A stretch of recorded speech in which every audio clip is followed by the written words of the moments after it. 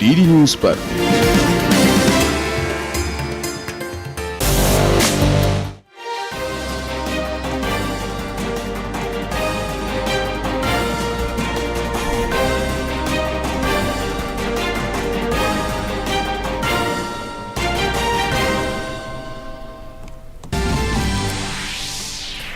गुजरात के तटीय इलाकों से टकराने के बाद चक्रवाती तूफान बिपरजॉय कमजोर पड़ा। गुजरात में तेज हवाओं के साथ हो रही है बारिश। मौसम विभाग ने कहा आज शाम तक दक्षिण राजस्थान में चक्रवात के डिप्रेशन में बदलने की उम्मीद।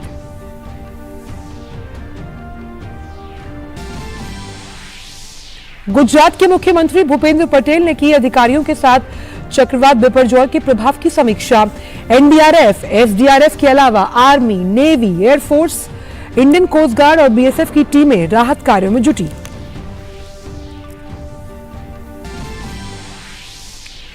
प्रधानमंत्री नरेंद्र मोदी ने हैदराबाद में चल रही G20 देशों के कृषि कार्य समूह की मंत्री स्तरीय बैठक को वीडियो संदेश के जरिए किया संबोधित। प्रधानमंत्री ने कहा कि वैश्विक खाद्य सुरक्षा सुनिश्चित करने के लिए सामूहिक प्रयास करना है जरूरी। जम्मू कश्मीर में सुरक्षा बलों को मिली बड़ी कामयाबी। कुपवाड़ा में हुई मुठभेड़ में सुरक्षा बलों ने 5 आतंकवादियों को किया ढेर। सुरक्षा बलों ने इलाके में अभी भी तलाशी अभियान चलाया हुआ है। खेल की खबरों में चेन्नई में चल रहे स्क्वैश विश्व कप के सेमीफाइनल में आज भारत और मलेशिया होंगे आमने सामने। वहीं दूसरे सेमीफाइनल में मिस्र का सामना जापान से। इंडोनेशिया ओपन के क्वार्टर फाइनल में आज किदाम्बी श्रीकांत और एचएस प्रणॉय खेलेंगे क्वार्टर फाइनल मुकाबला। वहीं पुरुष युगल में सात्विक साईराज, रैंकी रेड्डी और चिराग शेट्टी की जोड़ी अंतिम 8 में पेश करेगी भारतीय चुनौती।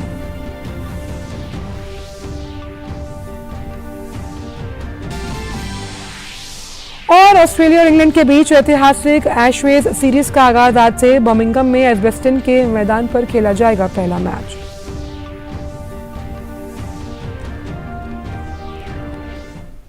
नमस्कार, आप देख रहे हैं डीडी न्यूज। मैं हूं आंचल गुलाटी गुंबर। अब जानते हैं इन सभी खबरों को विस्तार के साथ। तो गुजरात से की जो तटीय इलाके हैं उनसे टकराने के बाद चक्रवाती तूफान बिपरजॉय कमजोर पड़ गया। गुजरात में तेज हवाओं के साथ बारिश हो रही है। मौसम विभाग ने कहा कि चक्रवात बिपरजॉय के कमजोर पड़ने के बाद आज शाम तक दक्षिण राजस्थान में चक्रवात के डिप्रेशन में बदलने की उम्मीद है। गुजरात में कल बिपरजॉय के लैंडफॉल की प्रक्रिया के दौरान 23 लोगों के जख्मी होने की भी खबर है। साथ ही तेज हवाओं की वजह से सौराष्ट्र और कच्छ के कई इलाकों में पेड़ और खंभे गिरने की घटनाएं सामने आई। बिपरजॉय का असर जामनगर में कालावाड़ धोराजी राजमार्ग पर साफ देखने को मिला। तेज हवाओं के वजह से राजमार्ग पर कई जगहों पर पेड़ उखड़कर गिरते हुए दिखाई दिए। गुजरात के मांडवी शहर में तेज हवाओं के साथ साथ बारिश भी हो रही है।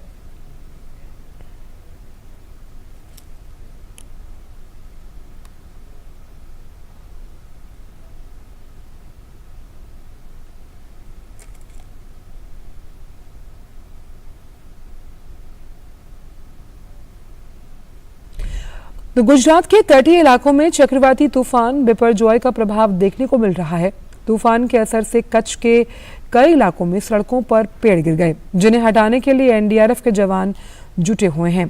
कच्छ के मांडवी में भारी बारिश हो रही है, जिसकी वजह से वहां भी कई पेड़ उखड़ गए, जिन्हें हटाने के लिए मशीनों का भी इस्तेमाल किया जा रहा है।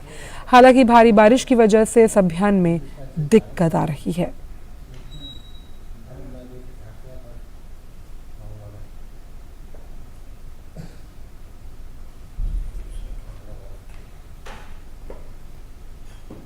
गुजरात के द्वारका में चक्रवात बिपरजॉय के कारण कई जगहों पर जलभराव देखने को मिला।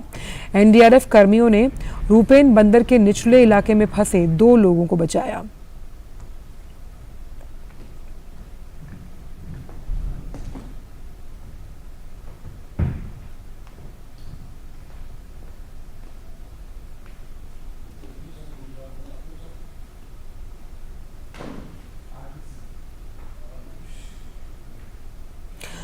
वहीं दूसरी तरफ मौसम विभाग के महानिदेशक मृत्युंजय महापात्रा ने कहा कि चक्रवात बिपरजॉय आज सुबह कमजोर होकर चक्रवाती तूफान से होता हुआ भुज के पास है। साथ ही उन्होंने कहा कि धीरे धीरे ये तूफान शाम तक कमजोर होकर डीप डिप्रेशन में तब्दील हो जाएगा। सुबह 8:30 बजे भुज के आसपास, भुज से पश्चिम उत्तर पश्चिम दिशा पे 30 किलोमीटर दूरी पे केंद्रीभूत है और ये थोड़ी से वीक हो गया है और ये अभी एक साइक्लोनिक स्टॉर्म जैसे भुज के पास केंद्रीभूत है। अभी ये साइक्लोनिक स्टॉर्म विपर्जय के साथ विंड स्पीड लगभग 80 से 90 किलोमीटर प्रति घंटा है और धीरे धीरे ये cyclonic storm east north east दिशा पे गति करेगा सौराष्ट्र कच्छ के एरिया पे और शाम तक फर्दर वीक होकर एक डीप डिप्रेशन में परिणत होगा। गुजरात के स्वास्थ्य मंत्री ऋषिकेश पटेल ने कहा कि चक्रवात बिपरजॉय के कारण किसी भी प्रकार की जनहानि की सूचना नहीं मिली। साथ ही उन्होंने कहा कि आज भी पूरे गुजरात में तेज हवाएं चल सकती हैं और भारी बारिश होने की संभावना है। जो रिपोर्टिंग हुआ है वहां पर किसी भी प्रकार की मानव मृत्यु का समाचार नहीं है। पशु का भी मरने का यहाँ तक कोई रिपोर्टिंग नहीं हुई है। वैसे पेड़ गिरने का, बीज पोल धराशायी होने का सब वो मैसेज मिला है। इंदिरा, जखौ, कोटेश्वर, लखपत और नलिया, वहां पर विंड स्पीड भी ज्यादा है, बारिश भी हो रही है, होने की संभावना भी है। यहाँ से भी ऐसे कॉल आते हैं कि भाई रास्ता बंद हो गया है तो तुरंत 15 से 20 मिनट के बीच में रिस्पांस टीम वहां पहुंच भी जाती है और रास्ता साफ किया जा रहा है। बिपरजॉय चक्रवाती तूफान का गुजरात पर असर देखने को मिल रहा है। कई जगहों पर बारिश हो रही है। चक्रवात बिपरजॉय नारायण सरोवर के करीब टकराया था। आज सुबह हालात का जायजा लिया हमारे संवाददाता तापस भट्टाचार्य ने। मैं इस वक्त नारायण सरोवर के पास ठीक नीचे ही मेरे ये कोटेश्वर मंदिर है और यहाँ से थोड़ी ही दूरी पे जो साइक्लोन बिपरजॉय का लैंडफॉल हुआ था, इस वक्त साइक्लोन बिपरजॉय सीवियर कैटेगरी में आ चुका है। कल रात को लैंडफॉल जो हुआ उसके बाद से वेरी सीवियर से सीवियर कैटेगरी में आ चुका है और आज दोपहर को ये साइक्लोनिक सर्कुलेशन में तब्दील होगा और उसके बाद आज शाम तक ये डीप डिप्रेशन में भी तब्दील होने की आशंका है। हम यहाँ पे आए हैं क्योंकि यहाँ पे इससे पहले एनडीआरएफ की टीम थी, कंटिन्यूसली मॉनिटर कर रही है, कंटिन्यूसली काम कर रहे हैं, लोगों को अपने घरों पे लेके जा रहे हैं और यहाँ पे भी पूरी जो जगह है उसको सेव करने की कोशिश की जा रही है। यहाँ पे आते वक्त हमें बहुत जगहों पे जो इलेक्ट्रिक पोल्स है, पेड़ है, वो पड़े हुए नजर आए, उनको हटाने का काम भी एनडीआरएफ की टीम कर रही है। जो कम्युनिकेशन लाइन है, इस वक्त मोबाइल कम्युनिकेशन लाइन एक तरफ से कच्छ के पूरे इलाके में ठप पड़ा है, लेकिन उसको फिर से रिस्टोर करने की बात चल रही है, कोशिश की जा रही है और जल्द से जल्द उसको करने में भी ये कामयाब हो जाएंगे। कैमरा पर्सन टीम के साथ मैं तापस भट्टाचार्य, दूरदर्शन समाचार, कच्छ, गुजरात। जम्मू कश्मीर के कुपवाड़ा जिले में सुरक्षा बलों को बड़ी कामयाबी मिली। आज तड़के शुरू हुए मुठभेड़ में 5 आतंकियों को सुरक्षा बलों ने ढेर कर दिया। मारे गए 5 आतंकी विदेशी हैं। कुपवाड़ा जिले के जुमागोंड इलाके पर अंतर्राष्ट्रीय सीमा पर कुपवाड़ा पुलिस को सूचना मिलने के बाद सेना और पुलिस के संयुक्त दल के बीच मुठभेड़ सुबह से जारी है। इलाके में सुरक्षा बलों का तलाशी अभियान भी जारी है। प्रधानमंत्री नरेंद्र मोदी ने हैदराबाद में चल रही G20 देशों के कृषि कार्य समूह की 3 दिवसीय मंत्री स्तरीय बैठक को वीडियो संदेश के जरिए संबोधित किया। प्रधानमंत्री ने G20 देशों से वैश्विक खाद्य सुरक्षा सुनिश्चित करने के लिए सामूहिक प्रयास करने की अपील की। साथ ही उन्होंने वैश्विक उर्वरक आपूर्ति श्रृंखला को मजबूत करने की भी अपील कर डाली। Embrace Sri Anna millets as the food of our choice. As part of our own commitment, India is developing an Institute of Millets Research as a center of excellence for sharing best practices, research and technology in millets.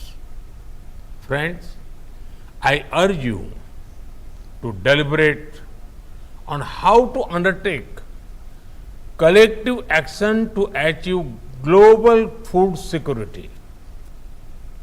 We must find ways to build sustainable and inclusive food systems focus on marginal farmers.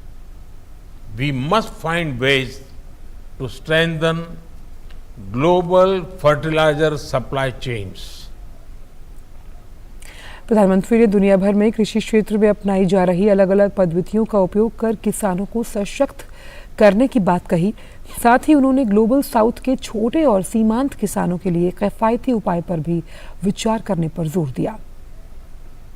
Traditional practices from different parts of the world may inspire us to develop alternative for regenerative agriculture. We need to empower our farmers with innovation and digital technology. We must also make solutions affordable for small and marginal farmers in the global south.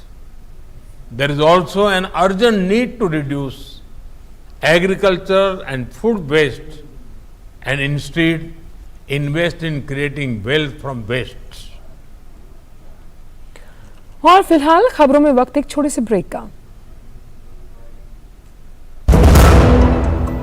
I practice yoga every day. It has nurtured and enriched my life. संग संग चलो बढ़ते रहो, योग सभी करते रहो। संग संग चलो बढ़ते रहो, योग सभी करते रहो। योग करने से स्मरण शक्ति बढ़ती है, सब आसानी से याद हो जाता है। योगा ही जीवन का एक आधार है। योग से बॉडी बहुत फ्लेक्सिबल होती है। बढ़ते रहो, योग सभी करते रहो। मैं प्रतिदिन योग करता हूँ, इसने मेरा सामर्थ्य और आत्मविश्वास बढ़ाया है। आप भी योग अपनाएं, स्वस्थ, सानंद और ऊर्जावान रहें। आयुष मंत्रालय, भारत सरकार द्वारा जनहित में जारी। वसुधैव कुटुम्बकम्।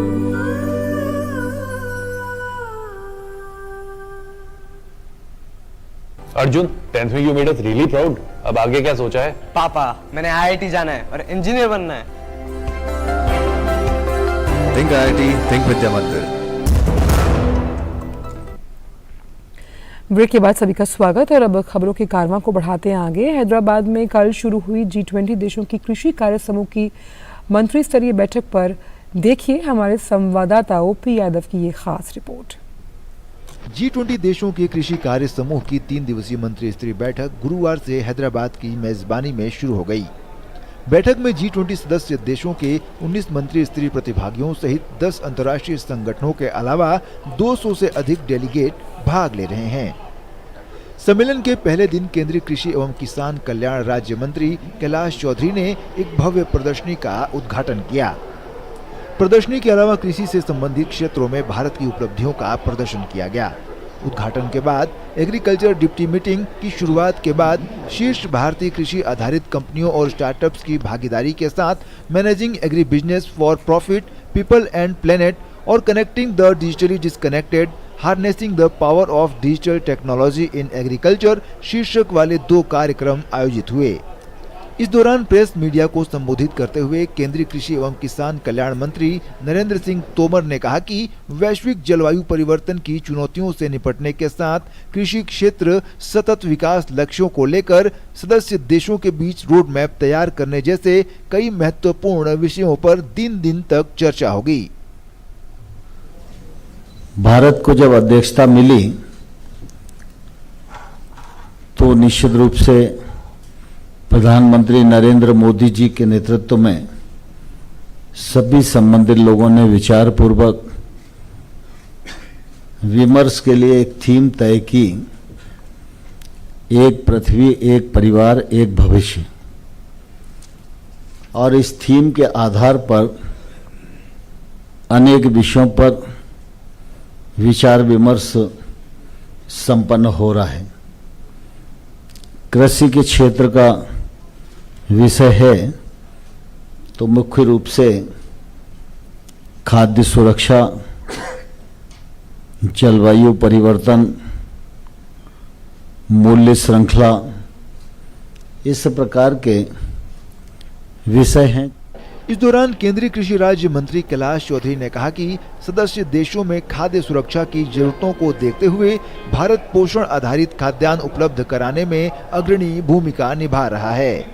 आज कृषि के अंदर भारत जो आगे बढ़ रहा है, चाहे वो टेक्नोलॉजी की दृष्टि से हो या उत्पादन की दृष्टि से हो, और आज फूड सिक्योरिटी हमारा विशेष मिशन भी है, और चाहे सीरियन मिलेट्स को बढ़ावा देने की बात हो, तो ये सारी चीजों को देखकर निश्चित रूप से बहुत खुशी होती है। सम्मेलन में भाग लेने आए डेलीगेट और स्टार्टअप्स कंपनियों ने भी G20 सम्मेलन को सदस्य देशों के बीच वैश्विक बाजार को जोड़ने के लिहाज से महत्वपूर्ण बताया। आज इंडिया वर्ल्ड में हमारे प्रधानमंत्री जी की लीडरशिप में हर क्षेत्र में उभर के आ रहा है, और कृषि के क्षेत्र में खास तौर से आज जहां विश्व में खाद्य संकट है, हमारे प्रधानमंत्री जी उन देशों को खाद्य सप्लाई कर रहे हैं। मतलब आज जो वसुधैव कुटुंबकम में हम विश्वास करते नहीं हैं, उसको हमारे प्रधानमंत्री जी कार्यान्वित कर रहे हैं। जिन देशों में खाद्यान्न नहीं है, लोग भूख में मर रहे हैं, वहां पर हमारा देश उनको भी अनाज दे रहा है। तो ये एक बहुत बड़ी पहल है। सम्मेलन के दौरान मंत्री स्तरीय कार्यक्रमों में 3 समानांतर सत्रों में खाद्य सुरक्षा और पोषण के लिए सतत कृषि पर चर्चा की जाएगी, और महिलाओं के नेतृत्व वाली कृषि, टिकाऊ जैव विविधता और जलवायु समाधान पर उच्च स्तरीय मंत्री स्तरीय चर्चा शामिल होगी। हैदराबाद से ओपी यादव की रिपोर्ट, डीडी न्यूज।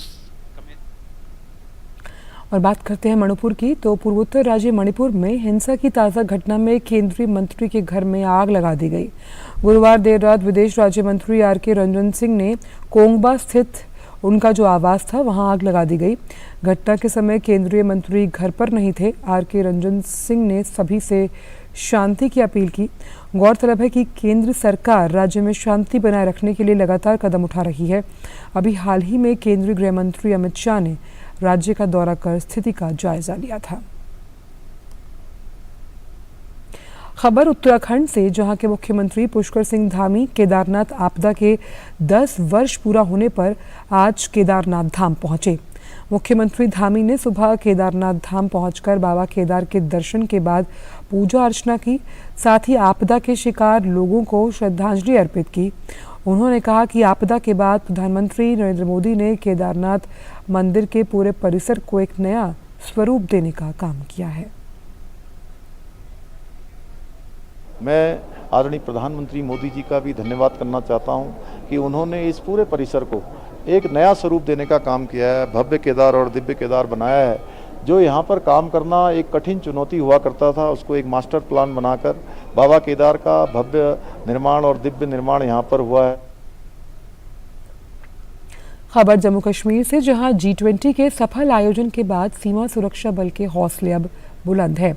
आगामी अमरनाथ यात्रा को लेकर सीमा सुरक्षा बल ने अभी से कमर कस ली, और इसमें सीमा सुरक्षा बल की महिला टुकड़ी भी सीमा पर मुस्तैदी से चौकसी कर रही है। पेश है हमारे संवाददाता विशाल बेरिस्टो की जम्मू की ऑक्ट्रॉय सीमा चौकी से ये खास रिपोर्ट। मैं इस वक्त जम्मू फ्रंटियर के ऑक्ट्रॉय बीओपी पर हूँ, और सबसे पहले जानते हैं कि इसका नाम ऑक्ट्रॉय क्यों है। और मेरे साथ है डीआईजी सत्यपाल। डीआईजी साहब, इसका नाम ऑक्ट्रॉय क्यों है, कैसे पड़ा? जैसा अभी आपने ऑक्ट्रॉय वर्ड बोला है, तो जैसे हम 1947 से पहले अपना जो जम्मू प्रांत है, इसके ये महाराजा हरि सिंह के पास था, और जो पाकिस्तान साइड में पंजाब प्रांत था, तो ये जो अभी हम जहाँ खड़े हैं, ये जम्मू सियालकोट रोड है, और इस रोड पर जो गाड़ियाँ आती जाती थी उनसे चुंगी वसूल की जाती थी, इसलिए इस पोस्ट का नाम ऑक्ट्रॉय। अमरनाथ यात्रा शुरू होने वाली है, किस तरह का चैलेंज रहता है और किस तरह का चैलेंजेस आएंगे, और ऐसे में आप अपनी फोर्स को किस तरह से उनका मोरल बूस्टअप करते हैं? जैसा कि आपको पता है, अभी श्रीनगर में जो G20 जो मीटिंग हुई थी, उसमें भी बहुत बड़ा हमारे लिए चैलेंज था, और उसमें हमारे जवानों ने बहुत ही अच्छा काम किया, दिन रात मेहनत करके हमारे जो अंतर्राष्ट्रीय सीमा है इसको सुरक्षा प्रदान की है। और अभी ये श्री अमरनाथ की यात्रा अभी शुरू होने वाली है 1 जुलाई से, उसके लिए भी हम पूरी तरह से तैयार हैं और पूरी हमारे जवान जो बहुत ही मुस्तैदी के साथ ड्यूटी कर रहे हैं। इसमें हमारे जवान, महिला प्रहरी दोनों साथ मिलके दिन रात मेहनत करके और हर तरीके से अपनी अंतर्राष्ट्रीय सीमा को सुरक्षित रखेंगे। कुछ अरसे से इस सीमा पर शांति है, जिसे देखते हुए बीएसएफ फ्रंटियर जम्मू मुख्यालय जम्मू के पर्यटन विभाग के साथ मिलकर 2 अक्टूबर 2021 से इस बीओपी पर रिट्रीट सेरेमनी का आयोजन करा रहा है, जिसे देखने सप्ताह के अंत में काफी पर्यटक जमा होते हैं। ऑक्टोए सीमा चौकी पर सीमा सुरक्षा बल ने एक स्मारक भी बना रखा है, जिसमें पाकिस्तानी घुसपैठ की नाकाम कोशिशों को दर्शाया गया है। स्मारक में स्थित शेल्स पाकिस्तान के नापाक इरादों की गवाही देते हैं। साथ ही ये स्मारक सीमा सुरक्षा बल की अब तक की दुश्मन की कोशिशों को नाकाम करने की कहानी भी बयां करती है। हालांकि ये भी सीमा पार से कोई घुसपैठ नहीं हो रही, लेकिन हमारे जाबाज हमेशा मुस्तैद रहते हैं और इसमें हमारी वीरांगनाएं भी पीछे नहीं हैं। विशाल बैरिस्टो की रिपोर्ट, डीडी न्यूज जम्मू। और फिलहाल वक्त एक छोटे से ब्रेक का।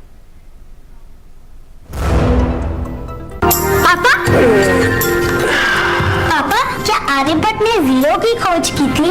हाँ बेटा, दुनिया को जीरो इंडिया ने दिया था, और ये जो हम योग कर रहे हैं ना, ये भी दुनिया को इंडिया ने दिया है। वाह पापा। और बेटा, योग से हमें जीरो कॉस्ट पे हेल्थ इंश्योरेंस भी मिलता है। पापा, फिर तो मैं रोज योग करूंगी।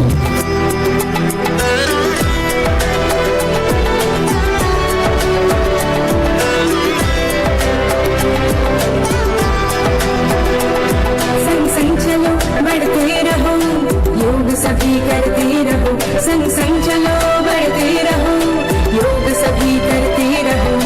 योग करने से स्मरण शक्ति बढ़ती है, सब आसानी से याद हो जाता है। योगा ही जीवन का एक आधार है। योग से बॉडी बहुत फ्लेक्सिबल होती है। बढ़ते रहो, योग सभी करते रहो। आयुष मंत्रालय, भारत सरकार द्वारा जनहित में जारी।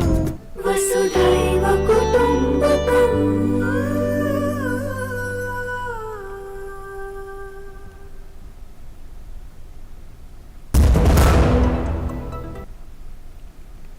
ब्रेक के बाद सभी का स्वागत। खबरों के कारवां को बढ़ाते हैं आगे। प्रधानमंत्री की आगामी अमेरिका यात्रा पर मिसूरी के गवर्नर माइक पार्सन ने कहा कि सभी मिसूरी वासियों की ओर से मैं प्रधानमंत्री का स्वागत करता हूं। सुरक्षा, स्थिरता और आर्थिक समृद्धि को बढ़ावा देने में अमेरिका और भारत के साझा हित हैं। Have many shared interests in promoting security, stability, and economic prosperity. All things we value here in the state of Missouri, and on the behalf of all Missourians, I want to welcome Prime Minister Modi to our great country. Missouri has a strong relationship with India, whether that be the people-to-people ties, commerce, or innovation, and our connections only continue to grow.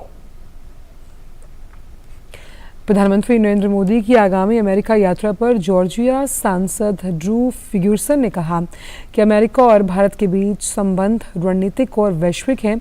ये साझेदारी दुनिया भर में विशेष रूप से Indo Pacific क्षेत्रों में शांति, समृद्धि और स्थिरता को बढ़ावा देने के लिए महत्वपूर्ण है। Between the United States and India is strategic and global. It's a partnership guided by strong political will on both sides. It's built on the shared values of democracy, freedom, and respect for the rule of law. This partnership is crucial for fostering peace, prosperity, and stability around the globe, especially in the Indo-Pacific region. प्रधानमंत्री की आगामी America यात्रा पर अमेरिकी senator शेराड brown ने कहा कि हम अमेरिका में प्रधानमंत्री का स्वागत करते हैं। हम दोनों देशों के बीच संबंधों को मजबूत करने के लिए उत्सुक हैं। Minister Modi, welcome to the United States of America. Ohio has a strong Indian American community. Indian Americans serve our nation honorably in the military. They're part of the fabric of our state. In my home in Cleveland, we're the only city in the world with a statue of Gandhi on a street named for Martin Luther King Jr. How cool is that? I go to work for these Ohioans every day, just as I know you do for the Indian people. Our countries are united through our shared democratic values. Ours is the oldest, yours is the largest. We look forward to finding all kinds of ways to strengthen relations between our two countries. प्रधानमंत्री की America यात्रा के पहले ही अमेरिकी सांसदों में उत्साह है। अमेरिकी सांसद माइक लॉलर ने अमेरिका भारत के संबंधों को 21वीं सदी के सबसे महत्वपूर्ण साझेदारियों में से एक बताया। To welcoming Prime Minister Modi to the United States Capitol and hearing his address to a joint session of Congress later this month during his historic state visit. The United States and India have an important strategic partnership and a special bond, shaped by our mutual commitment to global peace and prosperity. As Prime Minister Modi said in his 2016 visit to DC, our relationship is primed for a momentous future. It is critical that we strengthen the Indo-American partnership as we work together to advance our mutual interests and our shared commitment to democracy. As India celebrates its 75th year of independence, we join with the people of India in celebrating the success of the world's largest democracy. और प्रधानमंत्री की आगामी America यात्रा पर अमेरिकी सांसद Amy बेरा ने भी कहा कि प्रधानमंत्री की राजकीय यात्रा भारत अमेरिका व्यापार संबंधों पर काम करने का अवसर। At this moment in time, you're seeing the U.S.-India relationship grow. Obviously there's geopolitical challenges within Asia and so forth. And then India is also a rising economic power. So, I think there's an opportunity to work on the U.S.-India trade relationship. और DG NDRF इस press conference को संबोधित कर रहे हैं, ये सुनते हैं। महाराष्ट्र में हमारी 5 टीमें तैनात हैं और काफ़ी टीमें हमारे पास वहाँ रिजर्व में भी हैं। इसके सिवा यूनियन टेरिटरी ऑफ दीव में एक टीम हमारी तैनात है। तो इस तरह हमने इन सब एरियाज़ का जो इम्पैक्टेड थे उनका ध्यान रखा है। इससे अलग जो जानकारी आप साझा करना चाहें अपनी तरफ से और भी कुछ जो हमने ना पूछी हो, कोई जानकारी? मैं कहना चाहूँगा गुजरात सरकार ने बहुत अच्छा एक अरेंजमेंट, बहुत इन डेप्थ स्टडी करके अरेंजमेंट किया था। हम उसका एक भाग थे। तो एक अच्छी सफलता है कि लैंडफॉल के बाद में हमने एक भी जान नहीं खोई है। 2 जानें जो खोई वो लैंडफॉल से पहले की हैं, वो भी दुखद हैं, लेकिन फिर भी काफ़ी इसमें बचाव हो गया है। शुक्रिया। आप सुन रहे थे एनडीआरएफ डीजी को, जो साफ तौर पर उन्होंने कहा कि गुजरात सरकार ने जिस तत्परता के साथ लैंडफॉल होने से पहले ही सभी तैयारियां पुख्ता तौर पे की थी और एनडीआरएफ उसका हिस्सा था, तो कोई ह्यूमन कैजुअलिटी फिलहाल नहीं हुई। और फिलहाल इन समाचारों में इतना ही। दीजिए इजाज़त, नमस्कार।